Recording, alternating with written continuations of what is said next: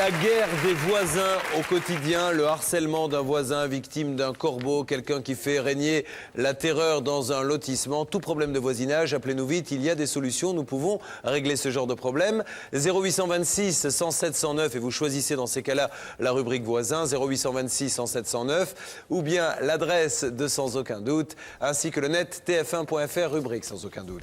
Nous allons maintenant vous reparler d'une histoire et vous allez revoir un reportage complètement hallucinant que nous avions traité en janvier de l'année dernière, un corbeau qui sévissait dans un petit village d'ailleurs de la région de Maître Michel et qui semait une véritable terreur. Vous allez regarder attentivement, c'était ce que l'on appelait un cybercorbeau puisqu'il travaillait par Internet.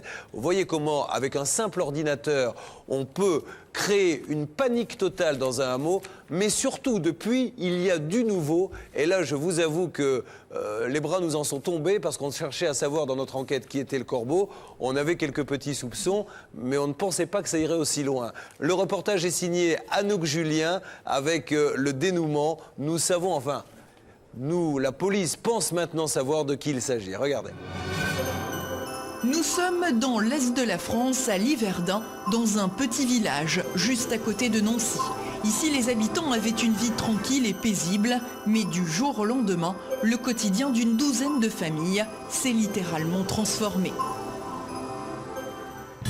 En fait, une personne dont on ignore l'identité terrorise des habitants de cette petite bourgade en les harcelant. Cet individu, plus communément appelé un corbeau, est particulièrement terrifiant. Ils m'ont menacé le matin quand j'allais à mon travail qu'ils allaient me faire exploser la voiture. On ne peut pas rester insensible à des menaces de mort concernant vous, vos enfants, vos petits-enfants, votre famille, des gens du quartier. 13 familles sont victimes. Le corbeau fait peur. Il sème la terreur sans que personne ne puisse faire quoi que ce soit pour l'empêcher de continuer à sévir. Les habitants sont bouleversés, mais se sentent impuissants face à un tel phénomène. Qu'est-ce qu'on veut faire contre un corbeau? Il n'y a rien à faire. Il faut trouver qui c'est. Voici comment le cauchemar a commencé. C'est la famille Denage qui habite ici, dans cette maison qui est la première harcelée. À proximité de son pavillon habite la famille Collignon. Les deux familles se côtoient. Alors les Collignons se retrouvent persécutés aussi. Le harcèlement prend très vite de l'ampleur, les cibles, toutes les personnes que la famille Denage fréquente dans le quartier. Les victimes sont assaillies de menaces de mort, reçoivent des centaines d'appels téléphoniques anonymes, mais aussi des messages internet, des SMS, des fax et des lettres odieuses. Le corbeau cherche par tous les moyens à pourrir la vie de ses victimes. Ça, c'est du courrier donc électronique, si je puis dire. Donc voilà un échantillon, parce que la gendarmerie en a autant. Un échantillon de lettres avec des injures dessus. Ça, c'est du courrier publicitaire, tout ce qui peut exister sur Internet qu'on vous balance. Ils nous abonnent jusqu'à 3 fois par magazine avec des factures et des mises en demeure de payer. Ce sont des abonnements français ou étrangers. On reçoit donc aussi des cartes de visite avec des injures. Moche con, pédophile, avec sa grosse laie dont le cul tombe au sol, sa tapette de Cédric et son macaque de Brandon. Enfin, voyez un peu, c'est inadmissible. Le corbeau parvient également à s'immiscer dans la vie privée des familles. Il arrive à se procurer des informations confidentielles. Il a même retrouvé la trace des enfants de Monsieur Denage. Il n'avait aucune nouvelle d'eux depuis 30 ans. J'ai 3 enfants à Bordeaux. Ça fait presque 30 ans que moi-même, je n'ai pas de nouvelles. Mes 2 enfants ici ne savaient même pas qu'ils avaient 2 demi-frères et une demi-sœur. Ils ne le savaient pas. Et bien le corbeau, ils ont trouvé. Qu'est-ce qui s'est fait harceler? Ça, c'est incroyable. Ils ont été harcelés. Voilà. Le corbeau réussit même à connaître l'emploi du temps de ses victimes. On se demandait s'il n'y a pas quelqu'un qui rentrait chez nous ici quand on n'était pas là. On s'est même posé des questions s'il n'y avait pas des caméras dans la maison, de poser. On était épiés partout, ils savaient tous nos va-et-vient, tout ce qu'on faisait.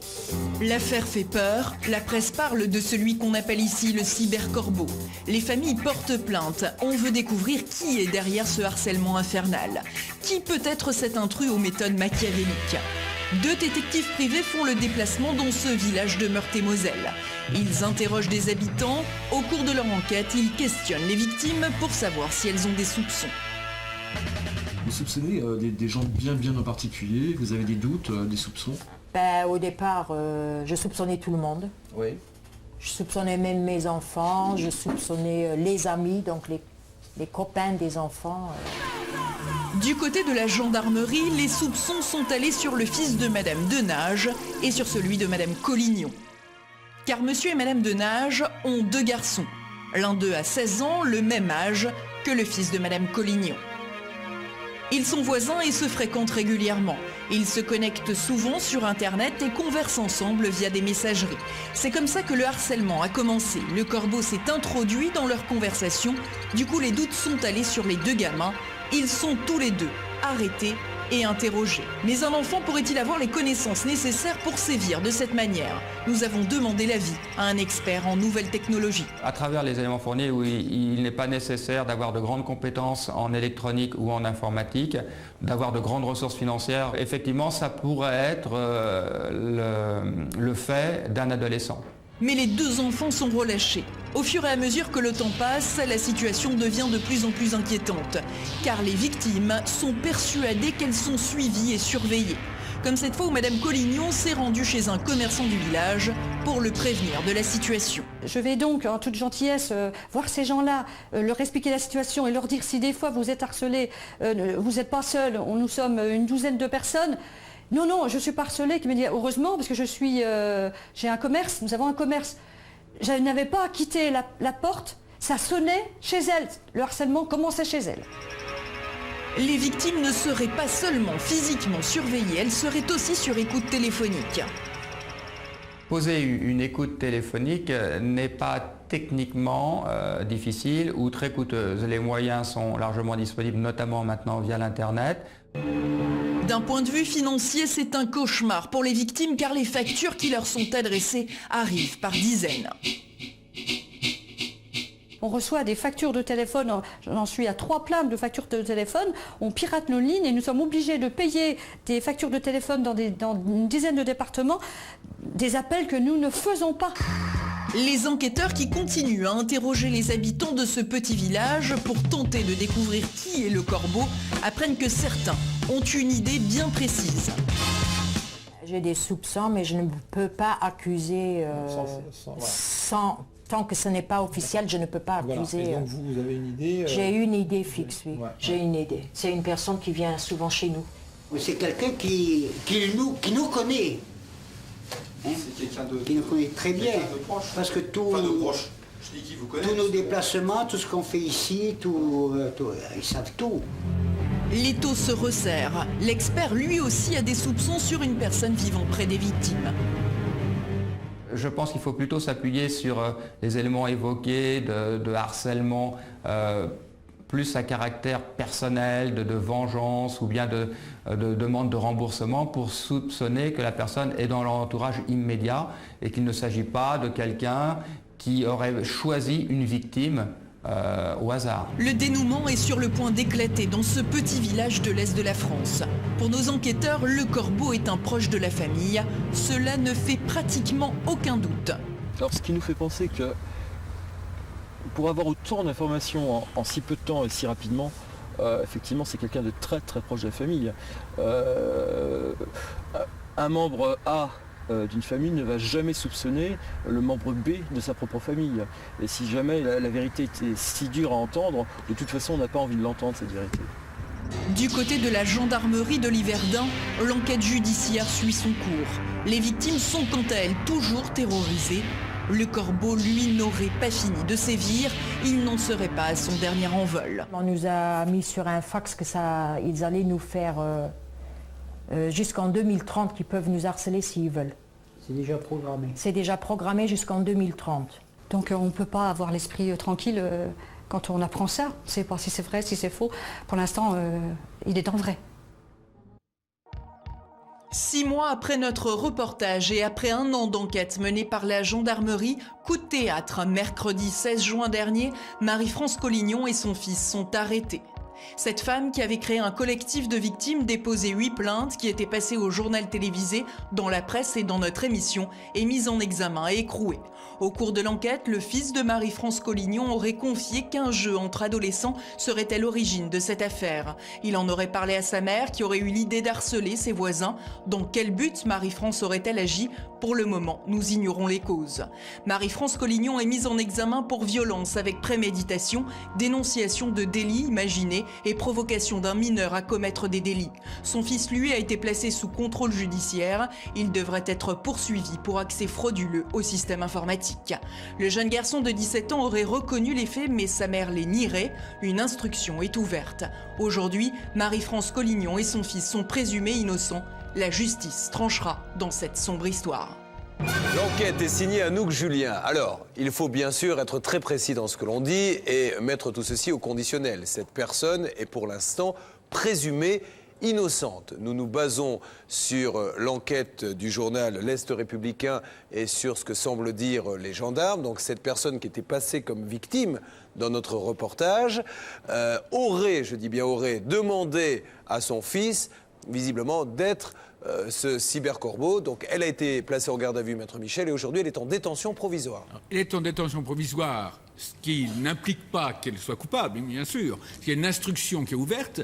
Par contre, ce qui est très intéressant, c'est que parce qu'on a utilisé les techniques modernes, les gendarmes ont pu remonter beaucoup plus facilement vers le corbeau que quand on est en matière de lettres anonymes où la plupart du temps on ne trouve jamais les auteurs. Parce que ils ont pu, chez ceux qui vendent les accès Internet, retrouver qui et à quelle heure avait envoyé un message, et à partir de ce moment-là, vérifier les alibis de chacun pour voir qui était libre à cette heure-là. Et donc, ils se sont fait prendre, si c'est eux, à leur propre jeu de cybercriminels. Alors, justement, encore une fois, puisque cette dame est présumée innocente, s'il s'avérait que c'est bien elle, le fait de passer dans la presse, de passer au journal télévisé, de passer en tant que victime dans l'émission sans aucun doute, est-ce que c'est un élément à charge? Ça aurait pu même être poursuivi. C'est de la propagation de fausses nouvelles, qui est en soi une infraction, mais il y en avait assez. Manifestement, le juge d'instruction n'a pas retenu cela, mais bien entendu, c'est retenu à charge par les magistrats toujours, ce genre de choses, parce qu'il y a une volonté de tromper les pouvoirs publics, les gendarmes, le juge, ceux qui font l'enquête, en utilisant les médias. Et c'est une chose que les magistrats détestent. Autant le fait d'avoir recours aux médias parce qu'on se sent injustement mis en cause, les magistrats peuvent le comprendre. Autant manipuler les médias, ça c'est insupportable. Alors je tiens à préciser également que dans cette enquête, Anouk Julien avait fait appel à 2 détectives privés qui, à l'époque, au mois de janvier, nous avaient dit qu'ils pensaient vraiment que le problème pouvait venir de là et que nous avions décidé de ne pas diffuser cette information parce qu'on ne pouvait pas se permettre sur une grande antenne à 20h30 de lancer comme ça des accusations sans qu'elles soient vraiment parfaitement étayées. Mais c'est vrai que déjà, à l'époque, on savait que ça devait se passer peut-être par là. Alors, d'ici quelques temps, la justice tranchera et nous saurons si oui ou non, parce que pour l'instant, cette dame nie les faits. C'est-à-dire aujourd'hui, elle se bat un petit peu contre son fils. Son fils dit, c'est ma mère qui me faisait faire ça, et elle nie complètement les faits. Parce que le fils, lui, il avait l'instrument, il reconnaît, le problème est réglé, c'est lui qui a envoyé. Est-ce que c'est sa mère qui l'y obligeait? On le verra dans la suite de l'enquête. Alors, quelle est maintenant, au vu de toutes ces explications, la réaction des autres voisins, des autres victimes? C'est ce qui est intéressant. Demandons à la régie d'appeler l'un d'entre eux.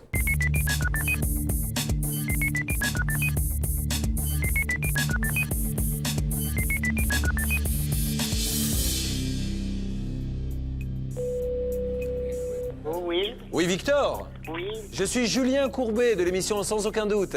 Bonjour monsieur. Je ne vous dérange pas? Non, non, non, non. Victor, je voulais avoir un petit peu votre sentiment sur ce qui a été dit dans la presse, qui est assez, vous en conviendrez, étonnant concernant ce cybercorbeau. Oui, oh oui, je comprends pas. Là, je suppose que les bras vous en sont tombés. Oh oui. Parce que cette personne se disait... C'est qu'au début, bon... On pensait déjà que c'était le fils, hein, ça depuis le début. D'accord. Mais là, tant qu'on apprend que c'est la mère qui est dans l'affaire aussi, surtout avec tout ce qu'elle a fait comme... Comme battage médiatique. Oh oui. Il n'y a plus aucun maintenant message, c'est fini là, vous êtes tranquille. Si, de temps en temps encore, mais moi je pense que c'est la suite des enregistrements d'ordinateur, quoi. Oui, puisque ce monsieur, rappelons-le... Lundi, on a reçu des cartes du Time. Ah bien, puisque le Cybercorbeau les abonnait à toutes les revues, répondait absolument à tout. Donc combien vous receviez de papier dans la boîte aux lettres, d'abonnements, des dizaines? En ce moment, c'est calme. Hein. Ah, c'est calme en ce moment. Oh, mais... Oui, c'est calme. Il n'y a que ceux-là qui sont arrivés lundi. Refaites-nous un petit inventaire de tout ce que vous avez reçu d'un peu rigolo. Oui. Qu'est-ce que vous avez reçu dans votre boîte aux lettres comme abonnement et tout ça? Oh, les abonnements, ça a été les catalogues pour bébé. Le fils a reçu encore un deuxième catalogue de choses érotiques, là. Ah. Mais en fait, depuis quelque temps, c'est quand même calme. Hein. Et qu'est-ce que je voulais vous dire? Est-ce que ça vous a posé des problèmes? Est-ce que vous avez dû payer pour ces abonnements ou est-ce qu'à chaque fois vous avez pu expliquer que ce n'était pas vous qui avez commandé? C'est-à-dire qu'au début, on les donnait à la gendarmerie.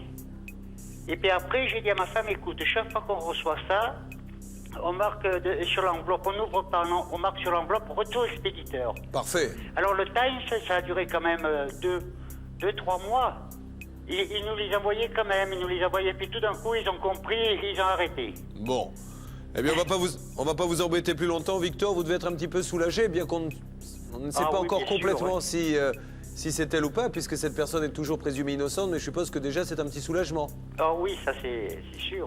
Bon. D'ailleurs, il faudra que j'aille à la gendarmerie, là, me renseigner un peu, et puis savoir ce que je dois faire, quoi. Ce qu'on doit faire. Ah bah ça, je pense que la gendarmerie vous convoquera si elle a besoin de témoignages. Hein. Je pense que oui, c'est parce que jusque-là, parce qu'il y a 15 jours, j'avais été les voir, et ils m'ont dit, oh, mais monsieur Denage, c'est toujours en cours. Pour le moment, il n'y a pas grande nouvelle. Bon. Et puis là, qu'on a appris ça dans les journaux et tout ça, eux, ils nous ont toujours rien dit, alors on ne sait pas. Ben parce que l'instruction est en cours, vous inquiétez pas, ils vont vous donner des nouvelles. Oui, oui. Bonne journée, Victor, merci. Oui, merci. À bientôt. Bon courage, merci beaucoup. Ouais, c'est ça qu'il faut, hein. Il faut bien se rendre compte qu'on reçoit des abonnements, alors, y compris pour des choses érotiques, mais heureusement, comme l'a dit ce monsieur, la gendarmerie a tout récupéré. Et s'ils sont en lieu sûr maintenant, ces objets érotiques, peut-être que ça, dans la salle d'attente, qui sait. Pour les longues soirées d'hiver. Ça nous rappelle une histoire que nous avions traitée dans Sans aucun doute. Une dame qui emmène son mari aux urgences, il va très très mal. Donc on prend son mari pour lui faire des examens. On demande à son épouse de patienter dans la salle d'attente. Et dans la salle d'attente, il y a tous les accompagnateurs aux urgences qui sont là. Il y a une télévision, il est 2h du matin. Et la télévision diffusait le film pornographique de Canal+, dans un hôpital aux urgences. Donc c'était quand même un petit peu particulier. Je savais que ça vous amuserait, ça, maître de Comont. Ah ouais, c'est où? C'est à quel hôpital? Ouais, ça paraît.